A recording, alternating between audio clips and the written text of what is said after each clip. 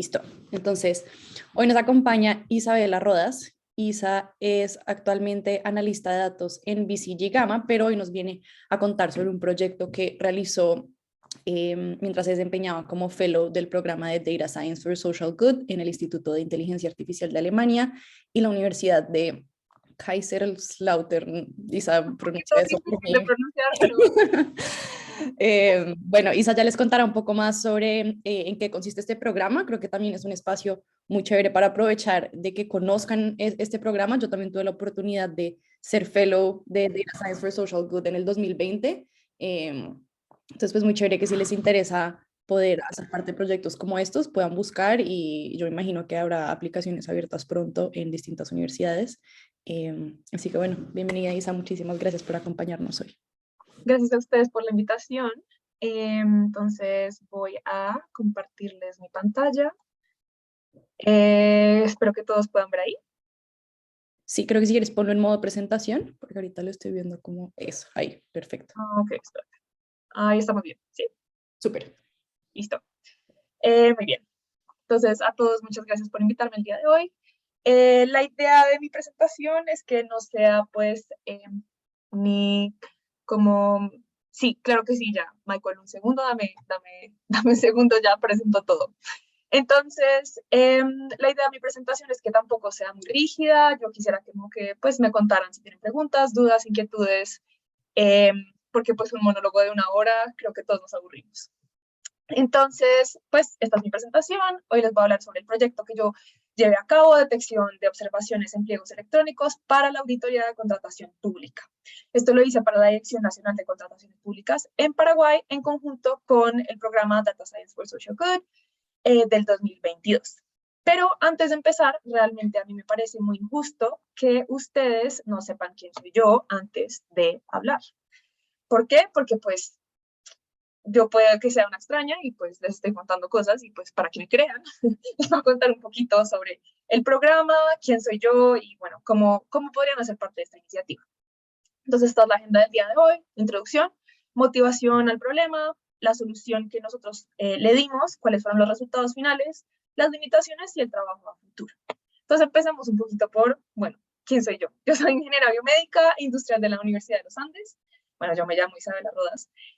Tengo también una maestría de ingeniería industrial en la misma universidad y conozco a Paula y a Mateo y pues al CAP porque trabajé como investigadora para Quantil casi que 2 años. Paola y Mateo fueron mis jefes y pues siempre estuve muy interesada en todos estos temas. Actualmente me cambié de trabajo, estoy trabajando para The Boston Consulting Group como analista de datos y entre el tiempo que estuve en Quantil y mi nuevo trabajo decidí hacer esta pasantía en Alemania. Entonces, ¿qué es Data Science for Social Good? Esto es un programa que ocurre en el verano, solamente en el verano, por 12 semanas, y se enfoca en capacitar a científicos de datos para que trabajen en proyectos de aprendizaje automático, ciencia de datos e inteligencia artificial con impacto social de manera justa y equitativa. Entonces, a través del verano, ¿qué fue lo que nosotros hicimos? Teníamos un problema con una institución que fuera una organización gubernamental o alguna institución sin ánimo de lucro, y con las herramientas que nos estaban enseñando durante esas 12 semanas, nosotros teníamos que encontrar una solución a este problema. Estábamos trabajando casi que en un proyecto que fuera más como de consultoría, muy parecido con estas entidades gubernamentales o sin ánimo de lucro. Entonces, por acá tengo una pregunta. No te preguntes. Esta iniciativa realmente se creó en el 2013 con Rajiv Ghani, que fue, bueno, que es como el papá de estos programas en este momento, y el programa como original se está llevando a cabo en la Universidad de Carnegie Mellon, pero pues esta iniciativa como que fue tan chévere, les gustó tanto a las diferentes personas que alrededor del mundo la han replicado. Entonces, yo fui parte de una de las iniciativas que es como la réplica en la Universidad de Kaiserslautern, que es un pequeño pueblo en Alemania, entre como Frankfurt y París, si están curiosos al respecto, y es una unión también con Carnegie Mellon y el Instituto de Inteligencia Artificial de Alemania. Entonces, normalmente las cohortes de este programa son entre 20 y 40 personas. pero pues esta era la primera vez que lo hacían en el instituto en donde yo estaba, entonces éramos solo 9. Y nos aquí en esta foto los 9 loquitos que nos fuimos. Gracias, Paula, por el link. Nos fuimos y realmente todos somos, o bueno, es algo muy multicultural. Solamente 2 de nosotros eran de Alemania, los demás eran de cualquier otro país. Teníamos gente de Irán, de India, México, Colombia, Chile y Estados Unidos. Y Canadá. Entonces, pues fue una oportunidad muy chévere. Si las personas que están interesadas después de esta charla tienen alguna pregunta sobre el programa, no duden en contactarme. Yo después les dejaré mi correo. También, pues Paula lo hizo. Paula creo que no hizo este mismo, sino en la Universidad de Warwick, si no estoy mal. Ese también lo hicieron este año. Y alrededor de Estados Unidos también hay varios, de la Universidad de Stanford, de la Universidad de Pensilvania, bueno, en fin. Hay varios que hacen exactamente lo mismo, pero tal vez tienen enfoques un poco diferentes. Entonces, este fue el programa y a nosotros nos dividieron en 2 equipos. Mi equipo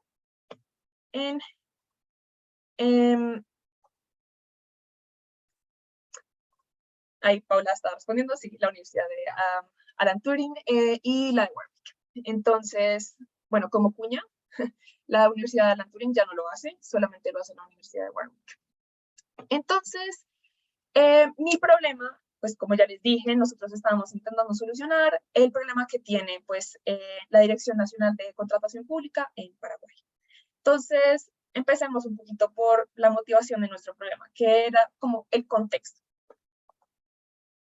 Supongamos que yo soy una persona que paga, pues una persona que paga sus impuestos, que los paga juiciosamente.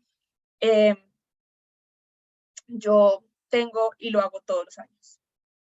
Asimismo, lo hacen los 7 millones de habitantes que hay en Paraguay.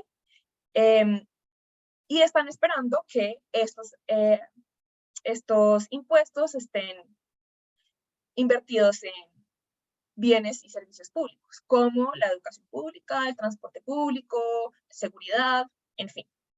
¿Qué es lo que pasa? Y todas las personas que vivimos en Colombia creo que también lo experimentamos, lo digo como desde experiencia propia, que pues normalmente no es lo que pasa. Paraguay no es la excepción y ha tenido varios escándalos de corrupción con sus contrataciones públicas, empezando por uno de los más famosos y es pues la foto que ustedes ven en este momento, en donde hay varias escuelas alrededor, bueno, no en la capital, no en Asunción, pero alrededor de la capital, que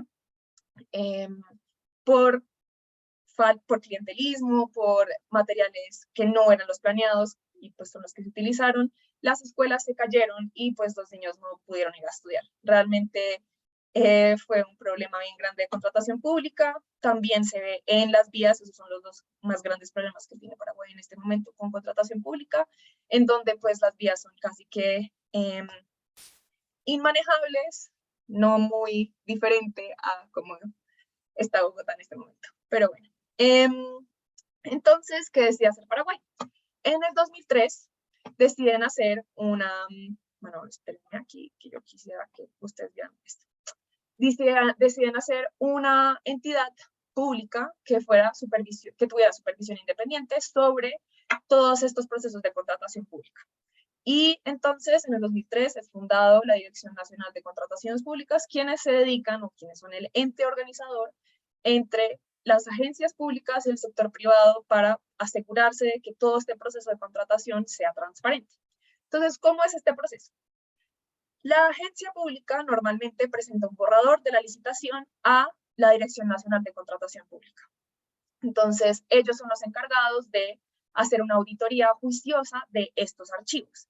Pero entonces ustedes ya se imaginarán que estos archivos son bien largos, son alrededor de unas 100 páginas, más o menos, y pues tienen personas en computadores leyendo esos archivos y asegurándose que sean lo más transparentes posibles.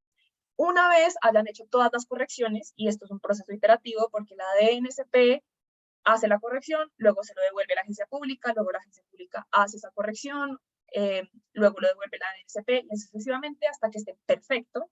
Y luego si sale al sector privado para que pues las diferentes empresas oferten la licitación. Entonces, esto es especialmente importante en Paraguay porque Paraguay, siendo un país pues pequeño, el 11% de su economía es, está ligada a la contratación pública. Entonces, cuando empezaban a ocurrir todos estos escándalos de contratación, todo el mundo estaba muy preocupado precisamente porque pues también la economía está muy involucrada. Entonces, la DNSP tiene actualmente varios desafíos. Claro, después del 2003 ha crecido un montón, pero ellos reciben alrededor de 10.000 licitaciones al año y tienen más o menos 50 auditores para poder hacer toda esta revisión. ¿Eso a qué se traduce?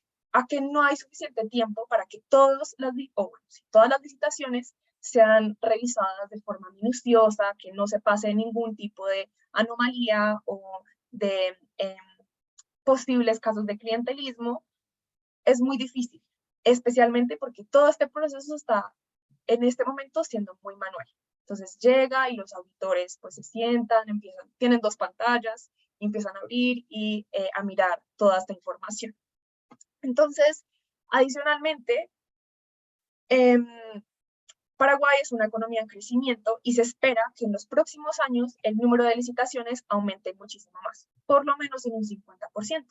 Y pues eso se traduce a que no es un sistema que tiene, o si no es un sistema sostenible para la DNSP actualmente. Entonces, ¿qué es lo que quieren ellos? ¿O qué es lo que querían cuando llegaron a nosotros con el proyecto al principio de estas 12 semanas? Ellos querían usar los recursos disponibles de una manera más eficiente para aliviar la presión que tenían los auditores, especialmente durante las temporadas altas, y mejorar el uso eficiente del dinero de los contribuyentes en el sistema de gobierno. Que pues en teoría suena maravilloso. Ojalá definitivamente uno pudiera hacer magia y hacer una herramienta que cumpliera estas grandes metas. Sin embargo, cuando nosotros empezamos a mirar los datos y empezamos a desarrollar el proyecto, nos dimos cuenta que era un poco difícil lograr todas pues, estas 2 metas. Entonces, para nosotros, las metas del proyecto, ¿qué fue lo que decidimos? Inicialmente, detectar todas las observaciones, es decir, todos los comentarios que hicieran los auditores a un pliego. Bueno, ya eso era lo suficientemente grande como para que nosotros dijéramos como, wow, sí, vamos a hacer una herramienta que prediga pues todas las observaciones. Cuando empezamos a mirar nuestros datos nos dimos cuenta que eso era imposible con el tiempo que teníamos apenas 12 semanas y eso siendo muy generoso porque pues al principio la primera semana fue de conocernos, de establecer cómo vamos a trabajar en grupo y pues la última semana era para entregarles. Entonces digamos que teníamos 10 semanas para hacer esto, que ya gigante. Entonces decidimos irnos un poco más específicos y mirar solamente 3 secciones. La sección de requerimientos técnicos, de experiencia y de requerimientos financieros de cada una de las licitaciones. ¿Por qué escogimos estas?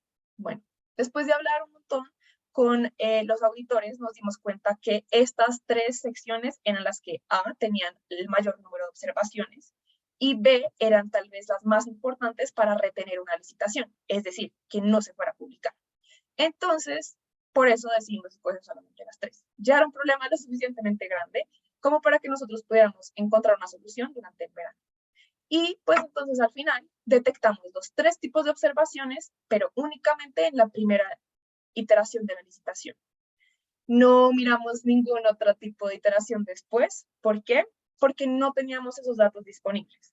Aunque nosotros teníamos cuántas iteraciones se habían hecho para cada una de las licitaciones, no teníamos cómo saber qué era lo que había respondido la agencia pública a la DNSP cuando le devolvían el pliego. Entonces, por eso decidimos que solamente lo vamos a hacer en la primera iteración. Hasta ahí creo que todo el mundo va claro, porque no veo preguntas por ahí. Entonces, ¿cómo fue que desarrollamos esto? Ya era una tarea bien titánica para solamente 10 semanas. Entonces, lo primero que hicimos fue definir el alcance. ¿Qué era lo que nosotros necesitábamos para poder solucionar nuestro problema? cómo era que ellos almacenaban los datos y cómo podíamos acceder a ellos, qué observaciones íbamos a clasificar y cuáles eran los tipos de datos y campos que nosotros creíamos que podíamos utilizar para poder predecir estas observaciones. Y adicionalmente también hicimos un análisis exploratorio de los datos. Aquí nos dimos cuenta que teníamos un problema que a nosotros nos parecía muy grave en ese momento y era la cantidad de datos que teníamos, porque solamente teníamos 19.000 licitaciones. Pero ustedes van a decir como, bueno, sí, claro, pero si tú dijiste que esto empezó desde el 2003 y que estaban recibiendo alrededor de 10.000 licitaciones al año, pues deberíamos tener muchas más. Ok, aquí va un problema que nosotros tuvimos durante todo el verano, y es que el ADN-SP está viviendo un proyecto, o sí, está viviendo una transformación de todo su sistema de información y pues de almacenamiento de información. Entonces, ellos antes lo hacían todo aún más a mano y recibían todas las licitaciones por correo, es decir, en físico, pero ahora lo hacen por medio de una plataforma virtual. Esta plataforma solamente empezó a funcionar después del 1 de junio del 2021. Entonces eso hizo que solamente tuviéramos los datos de las licitaciones a partir del 2021 hasta el verano del 2022. Entonces, claro, teníamos muy pocos datos para todo lo que nosotros queríamos hacer. Adicionalmente a eso, de esas 19.000 licitaciones que teníamos, solamente 1.700 tenían observaciones que a nosotros nos importaban. Entonces ya ahí eso nos ponía a nosotros un reto bien grande de qué y cómo íbamos a entrenar nuestro modelo para que pues predijera de manera correcta. Entonces, después de esto, nosotros entendimos el origen de los datos, ya nos fuimos a ver qué era lo que podíamos sacar de esos datos. Entonces teníamos que entender cómo era que los auditores estaban mirando cada uno de los pliegos, cómo era que tenían que pasar las observaciones. Cuando una agencia llenaba la licitación, cómo era que la llenaba y en dónde se podían generar problemas. Eso todo nos tocó entenderlo para nosotros poder saber qué eran los datos que vamos a sacar a partir de esos, pues, los datos que ya teníamos. Y nos dimos cuenta que aquí tal vez podíamos utilizar procesamiento de lenguaje natural. ¿Esto qué quiere decir? Que empezamos a sacar información a partir de los textos que habían dentro de nuestras licitaciones. Entonces, para que se hagan una idea, nosotros teníamos una licitación, es decir, teníamos bloques de texto, bloques de texto que nosotros simplemente metíamos y empezábamos a mirar qué era lo que había en ellos. Nos dimos cuenta que la mayoría de las licitaciones son muy parecidas entre sí. ¿Por qué? Porque tienen una plantilla. Entonces, esto nos ayuda un montón porque nosotros podíamos definir cuál era la diferencia entre la plantilla y la licitación real. Y esas diferencias fueron las que nosotros utilizamos al final para poder predecir de manera correcta si había o no una observación. Adicionalmente, también empezamos a probar con los campos de la metadata. ¿Qué llamo yo metadata? O pues que llamamos nosotros metadata, era toda la información de la licitación que no fuera de texto. Entonces, la fecha cuando llegó a la licitación, cuántos ítems estaba pidiendo la licitación, qué tipo de licitación era, porque pues también las licitaciones tienen diferentes tipos. Y en esta fase fue donde más nos demoramos porque aquí iteramos un montón. Realmente estábamos buscando cuáles eran las mejores variables, qué era la información que nosotros podíamos sacar a partir de estos datos que pues, nos llegaron muy sucios y no tenían tanto volumen como nosotros quisiéramos. Después de esto, sí, ya esto fue un poco más rápido, modelamos y evaluamos los modelos, entonces escogimos una métrica de evaluación y experimentamos con diferentes modelos. Y por último, empaquetamos nuestro producto con los diferentes módulos que teníamos. Agregamos un par de funciones de explicabilidad que ya les voy a contar que hicimos y hicimos un switch de desarrollo y producción para las personas que estaban utilizando esta herramienta como usuario final. Entonces, ¿qué intentamos en nuestro pipeline? Esto pues es lo más interesante de todo, ojalá les sirva en sus proyectos. Esto no tiene que ser en una contratación pública ni nada. Entonces, lo primero que hicimos fue partir nuestros datos. Y lo hicimos de forma temporal porque nos dimos cuenta que nosotros teníamos las iteraciones de varias licitaciones. Entonces, la primera iteración de una licitación claramente iba a tener pues más observaciones que la última iteración, por ejemplo. Después de eso, empezamos a sacar de nuestros datos de texto cómo podíamos aumentar la información que había en estos datos de texto. Entonces, utilizamos Spacy para categorizar nuestros textos. Esto fue algo que se le ocurrió a una de mis compañeras y pues nos pareció bastante chistoso, pero al final nos ayudó para poder aumentar el número de datos que teníamos o pues poder aumentar ese volumen. Utilizamos Google Translate para pasar de español a inglés y luego de inglés a español. Ese texto que era originalmente en español era diferente a la traducción. Era parecido, pero diferente. Entonces lo podemos utilizar para poder entrenar nuestro modelo y pues generar más volúmenes de datos. Y también utilizamos Bag of Words para pues poder sacar información de nuestros pues, como datos que teníamos ahí. Utilizamos también la metadata, nos dimos cuenta que era un montón de información, entonces intentamos agregar o agrupar todos los campos que se parecieran o que tuvieran información parecida. También utilizamos one-hot encoding para poder calcular bien nuestro modelo y los escalamos y utilizamos las transformaciones logarítmicas para poder que pues todo fluyera de la mejor manera. Y adicionalmente, entonces sacamos también información de ambos datos que teníamos. Entonces sacamos los años que eran más importantes para esta licitación, sacamos los ítems que eran necesarios para la licitación, sacamos si habían tenido una observación anterior o no, porcentajes, qué tan similar era el texto con la plantilla, bueno, en fin, hicimos todas estas cosas para poder sacar información y por último, entonces, mostramos, bueno, hicimos el modelo y la evaluación. Entonces, empezamos con algo muy sencillo, como una regresión logística para tener una base de qué era lo que nos estaba dando y ya después empezamos a probar modelos un poco más sofisticados. Como se dan cuenta, acá estamos intentando también pues modelos sencillos como vecino más cercano, support vector machines, pero spoiler, ninguno de esos nos funcionó. Al final, lo que mejor nos daba eran modelos que si no fueran lineales. Entonces, el Random Forest nos daba bastante bien, pero al final el mejor y el que se quedó fue XGBoost.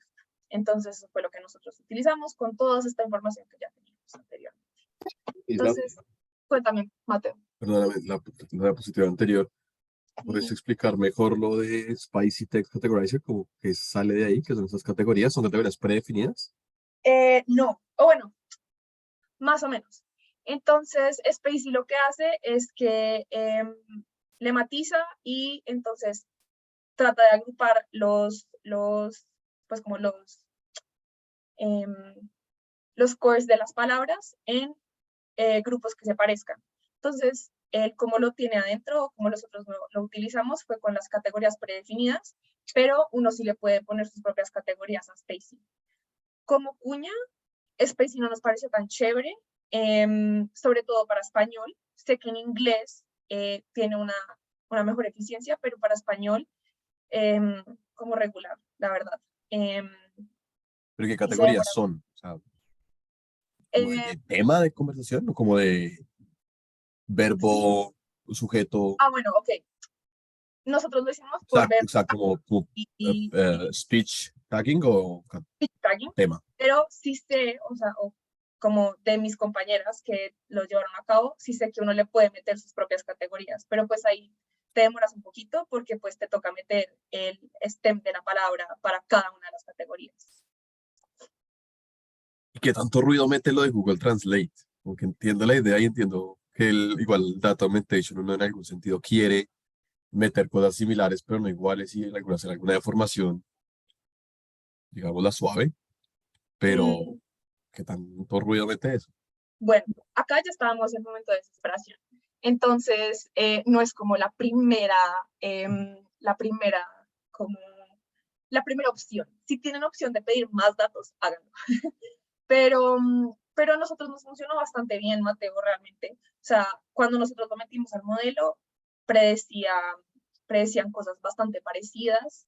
em, y no creo que haya sido como, en nuestro caso, lo suficientemente, que haya introducido tanto ruido como para que dañara nuestro modelo, por ejemplo. Y sí nos ayudó a generar como un volumen de datos un poquito más grande.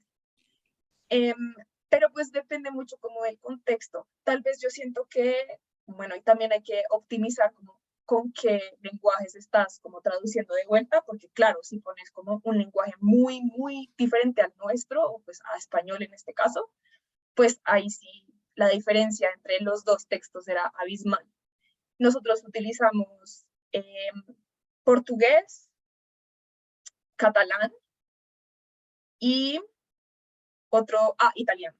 Esos fueron los tres que utilizamos para aumentar nuestro texto, em, pero pues no, o sea, sí, como que no, a nosotros nos pareció como una buena idea en ese momento y nos funcionó bastante bien. Entonces, no creo que haya sido como lo suficiente de ruido como para que nosotros digamos, no, no lo vamos a utilizar. Pero pues de no, depende como del contexto y cómo lo estés utilizando. Hice una pregunta también de esa parte de Data Augmentation. ¿Estaban usando era todo el texto completo del documento o hicieron pedazos? Ok, esa es una gran pregunta.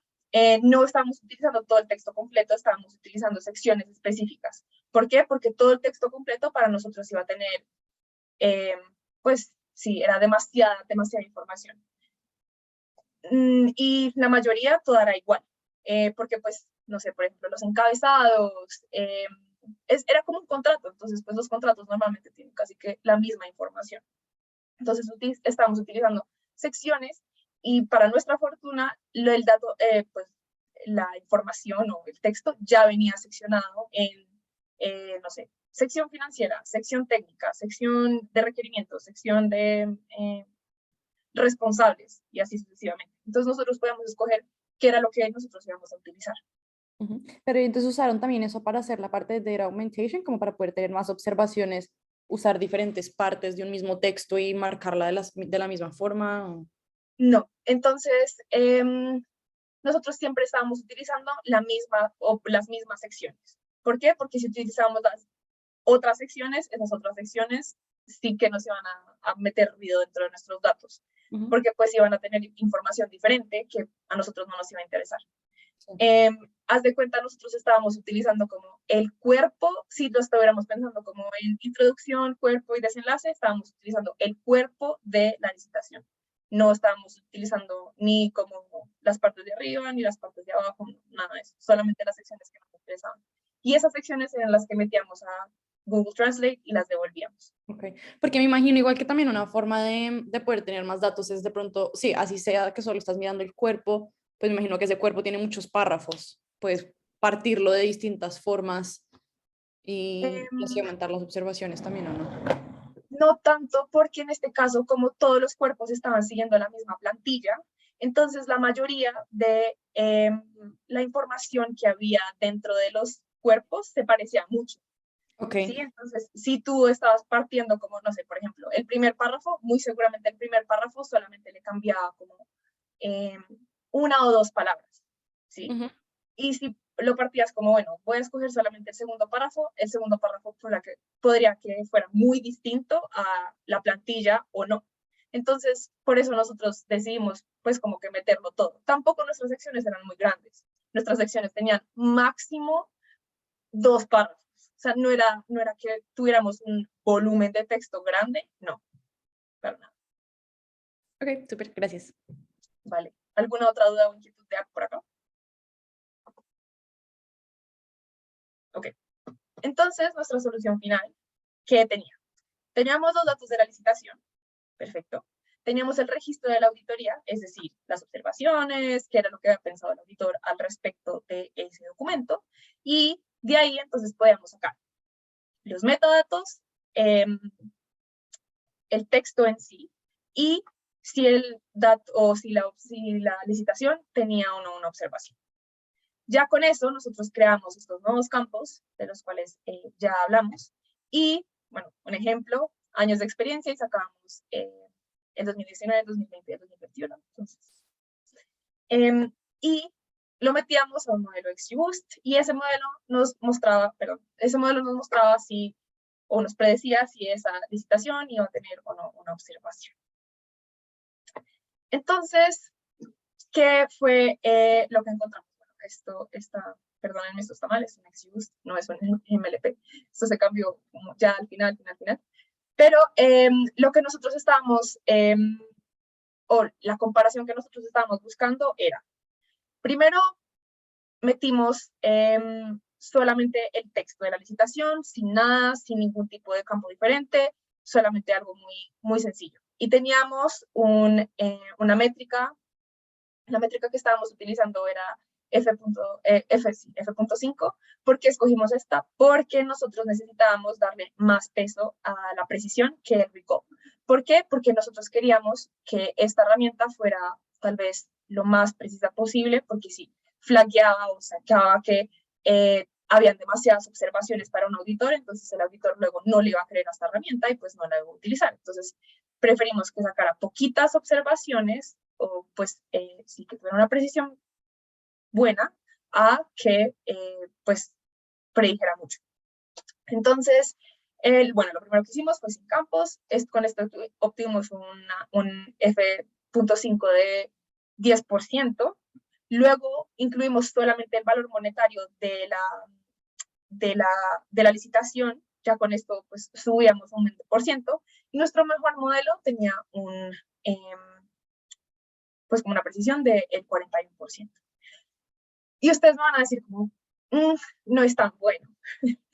Pero realmente para nuestro, pues como, sí, para nuestro partner, para la DNCP, era excelente, porque ellos no tenían ni siquiera una herramienta instaurada al principio. Y tener como un F.05 de el 41% para ellos era genial.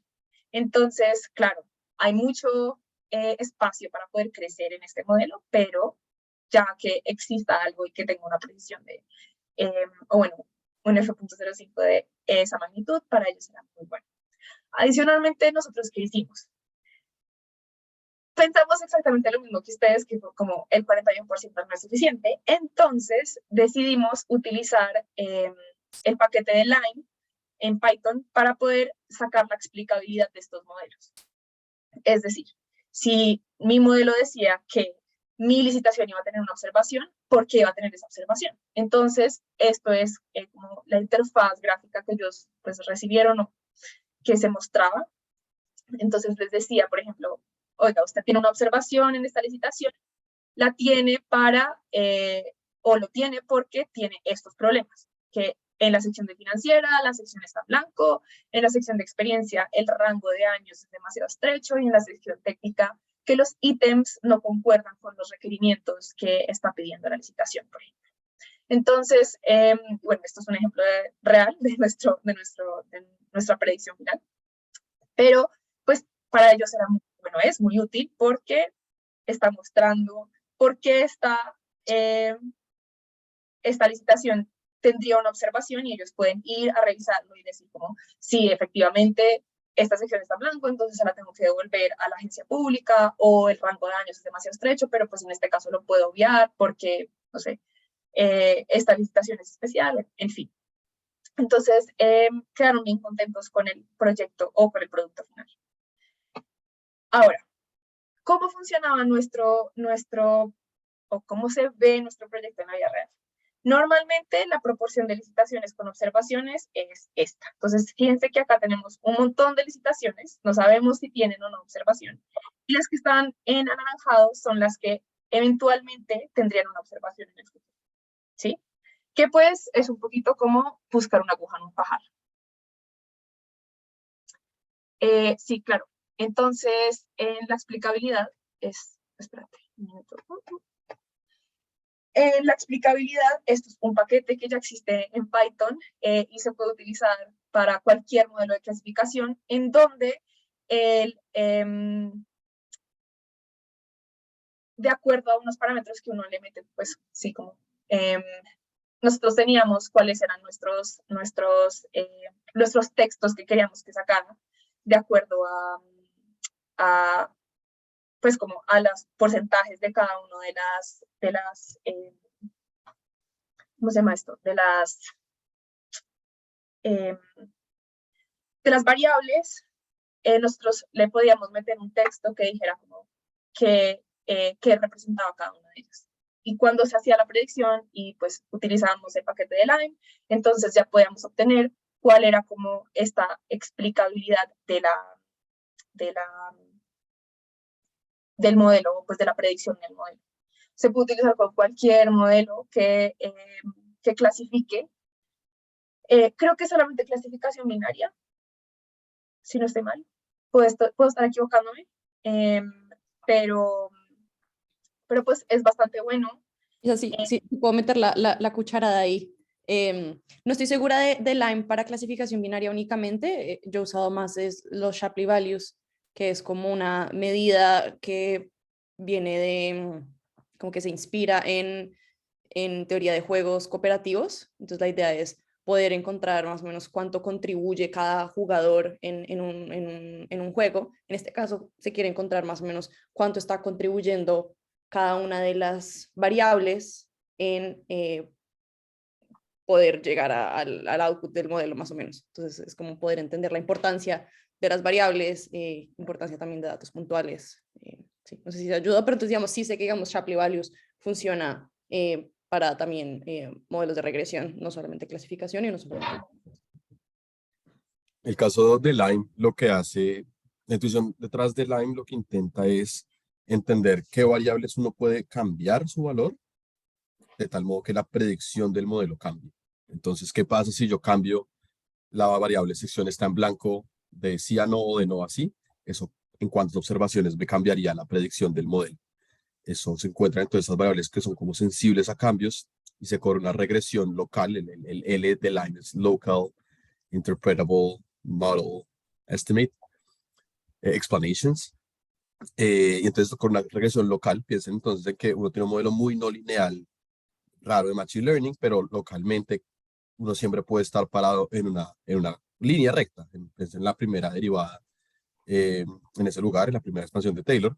Entonces, si uno hace una regresión lineal ahí con solo ciertos coeficientes, no cero, no nos importan las variables que no están cambiando la observación, sino solo esas, uno ahí puede entender cuáles son las variables que están cambiando localmente cada observación de un lado de la frontera de decisión a la otra. Creería que se puede hacer para regresiones también, dado que simplemente uno toma el promedio de estos cambios para cada variable, pero piensen que lo que queremos es, estamos en la frontera de decisión, quiero mandar a cierta observación de un lado al otro.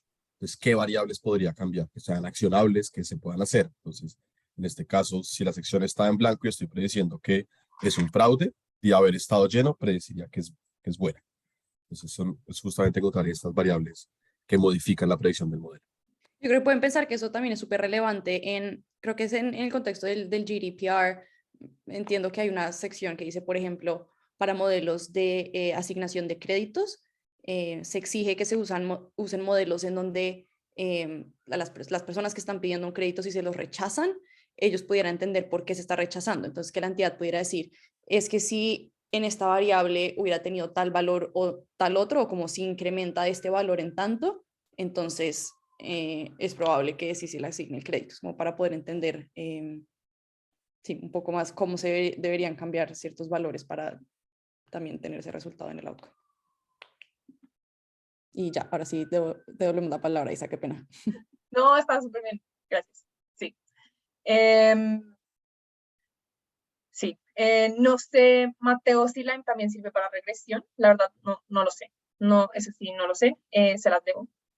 Pero sí, Lime fue bastante bueno. Nos encantó a todos. Ninguno lo había utilizado antes. Ah, bueno, yo no lo estaba haciendo. Yo este proyecto no lo estaba haciendo sola. Ya les voy a mostrar por qué lo está haciendo. Pero todos los que trabajaron conmigo amaban Lime. Entonces, bueno, nos quedamos aquí. Esto es como buscar un poquito una aguja en un pajar. Pero como la metodología actual que ellos están utilizando es el primero que llega, el primero que se revisa. Asumiendo que esta semana, por ejemplo, los auditores solamente van a ver 10 de sus licitaciones, entonces solamente una van a encontrar que tiene observaciones. Entonces, pues, bastante fuerte. Mientras que con el modelo que nosotros proponemos, en donde ellos pueden ordenar las licitaciones de acuerdo a, o después de haberlas pasado por este algoritmo que nos dice si van a tener o no observación y por qué, van a poder escoger de esas 10 que tenían el 50% de las observaciones, las van a poder encontrar, por decirlo así. Entonces, bastante bueno. No alcanzamos a probarlo en la vida real y caliente. Sí, se lo pusimos a probar a una sola de las auditoras para que ella pudiera ver, o sea, pudiera hacerlo con una licitación que llegó como casi que el día que nosotros presentamos este proyecto. Y funcionó bastante bien, pero pues claramente hay mucho para mejorar. Entonces, resultados finales para la DNSP, pues obviamente un procesamiento más rápido de sus licitaciones, auditorías más eficientes, y pues eso les ayuda a aliviar los cuellos de botella estacionales que tienen. Eso fue un tema que nosotros no tocamos en nuestro proyecto porque duró muy poquito tiempo, solamente 12 semanas. Entonces, sí nos dimos cuenta que la mayoría de las licitaciones llegan entre octubre y, sí, creo que es octubre y noviembre, si no estoy mal. Porque pues acaba el año, bueno, todos están corriendo. Mientras que pues hay meses en donde hay menos licitaciones y pues eso no debería ser así, debería ser siempre igual, pero pues para aliviar los cuellos de botella, sobre todo en los momentos estacionales. Y para el futuro, como la DNSP está buscando que este proceso sea automatizado, este es como uno de los primeros pasos para la automatización de todo el proceso en general. Pensamos que este proyecto también puede ser replicado para países que tengan un proceso de contratación pública parecido al de Paraguay, que pues es bastantes países dentro de Latinoamérica. Entonces, ¿qué permite eso? Que haya una regulación consistente, porque lo que nos pasaba mucho al principio en el proyecto era que nosotros empezábamos a hablar con los auditores y pues como cotejando con los datos que teníamos, entonces nos decían, no, tiene que haber una observación cada vez que, no sé, se ponga el año 2018 en esta sección. Pero nosotros empezamos a buscar y miramos en los datos y nos damos cuenta que el 50% de las licitaciones que tenían 2018 en la sección que nos estaban diciendo no tenían una observación. Y cuando preguntábamos, nos decían, no, es que muy seguramente se le pasó al auditor, o es que esa licitación era especial, o es que como la cláusula de más abajo tiene otro número, entonces eso quiere decir que pues se abole, como que tenían un montón de reglas que no estaban reguladas, por decirlo así, que no eran consistentes entre todos los auditores. Entonces, esto permite que las reglas que se ponen son las que se siguen. También que pues sea una entrega más rápida de bienes y servicios, porque entonces eso quiere decir que se van a demorar menos las licitaciones en ser publicadas, y eso que quiere decir que pues llegue una oferta mucho más rápido y se entreguen los bienes y servicios. Que haya una competencia transparente entre todos los postores, creo que pues esta es obvia, y que pues haya entonces un mejor servicio público dentro de Paraguay y los otros países de Latinoamérica. ¿Cuáles eran algunas de nuestras limitaciones? Lo que les dije, teníamos unas etiquetas inconsistentes según las reglas explicadas por algunos auditores de la DNSP. También pues teníamos falta de datos porque la digitalización había ocurrido hace menos de un año, después de todas las licitaciones. Esperamos que entre más tiempo pase, mejor se comporte el modelo. También que el modelo solamente predice para la primera iteración de las licitaciones, es decir, apenas llega.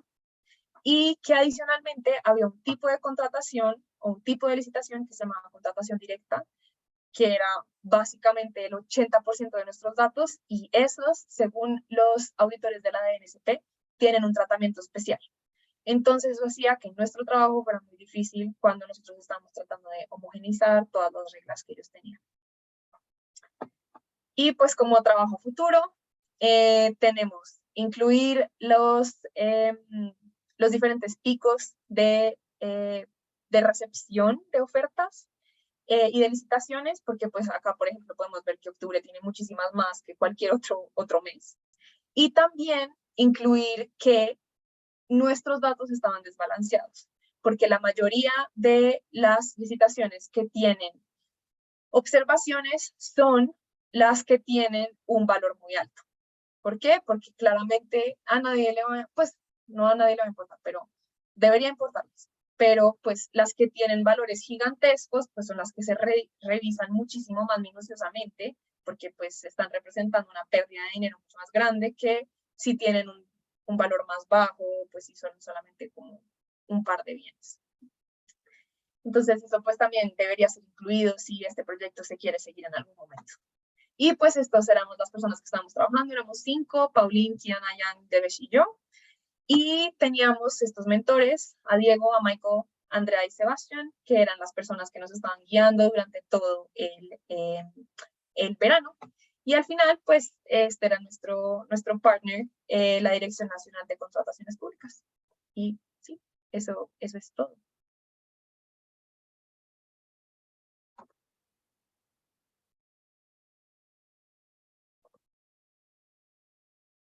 Lisa, muchísimas gracias. Voy a abrir de pronto a ver si alguien del público quiere hacer una pregunta, que han estado participando activamente.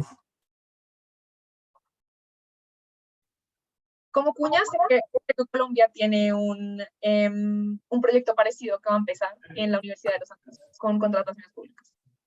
Esa va a ser mi pregunta, tal cual, como que listo, mencionaste que eso puede aplicar a otros países de Latinoamérica, listo, en Colombia, ¿qué tan puede ser?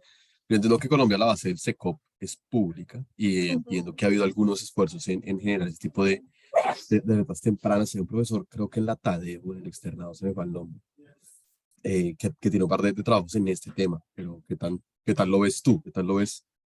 Porque yo, tal cual, de toda la explicación, yo igual siento que en estos proyectos hay como un sesgo en qué datos tienen etiqueta, como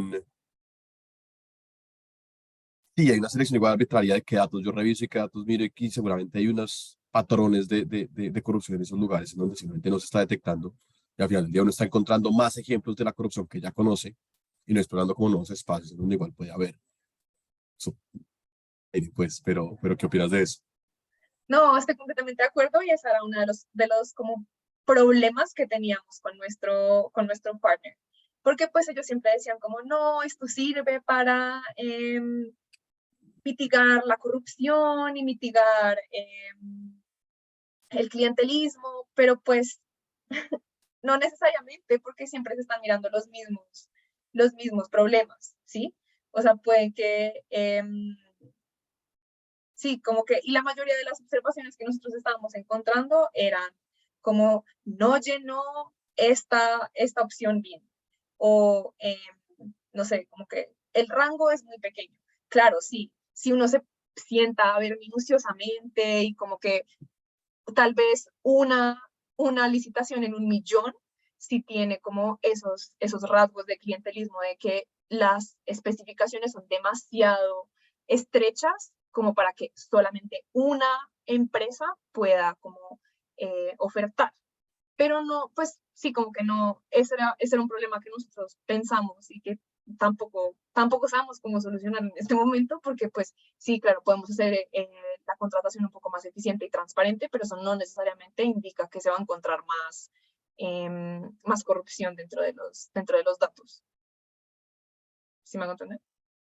Sí, sí, sí. Incluso Oscar Paiva en el chat pregunta que sí, esto, al final del día, cómo efectivamente reduce la corrupción. Entonces entendería que por dos caminos. Uno es la parte del clientelismo de encontrar, lo llamaría contratos amañados, licitaciones amañadas. Un Y poquito. por otro, como la parte en donde igual pues, no necesariamente están dirigidas a un solo proponente, pero igual quien termina ganando esa licitación pues no cumple con los requisitos o tiene algún Exacto. fraude ahí.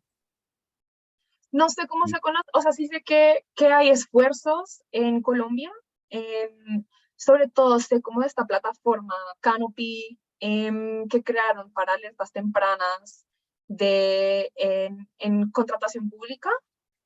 Esa sí la conocía, de hecho, me hablé con Melissa Montes, que es como la dueña de esa plataforma, antes de empezar este proyecto.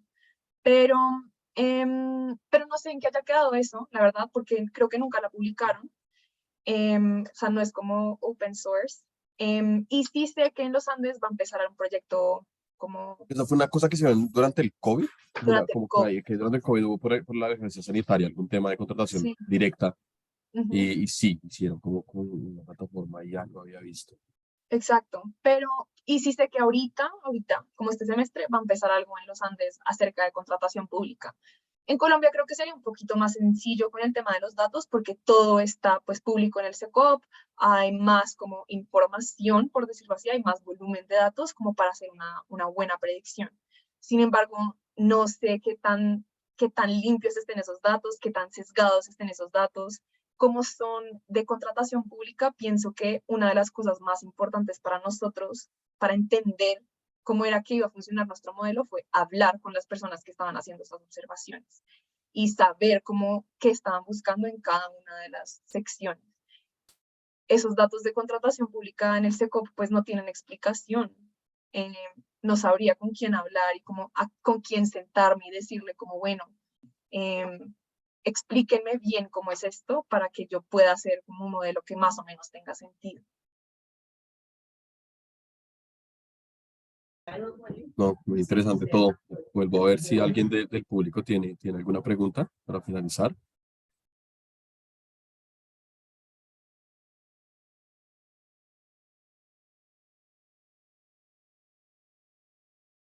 No, agradecerte, Isabela, otra vez y a todos por asistir. También voy a dejar mi correo por si alguno de los asistentes Ah, bueno, también voy a te dejar. quiere animar a presentar en el seminario mensual del CAP. También escríbanme y coordinamos. También estamos abriendo aquí la agenda para el próximo semestre. Muchas gracias a todos. Tengan una feliz tarde. Chao. Gracias. Chao.